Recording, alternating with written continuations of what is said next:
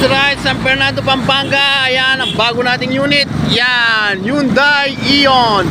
Nakarehistro, wala na namang issue. Ayan, so ayun, kung interesado, ano pang hinihintay nyo, PM na para mapasahin nyo na ang pulang-pulang Hyundai Ion 2012 model.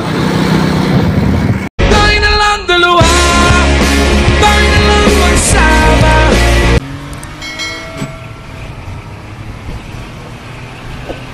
Oh, eto na, dumating na. Bot, sili ka na, tingnan mo na yung sasakyan natin. Hyundai Ion 2012 model. Yan, makinis. Yung paint, maayos. Nakarehistro, dashcam, saka reverse cam, dalawa-dalawa. Yan, sa loob. Yan, tingnan natin, papuksan natin. Yun.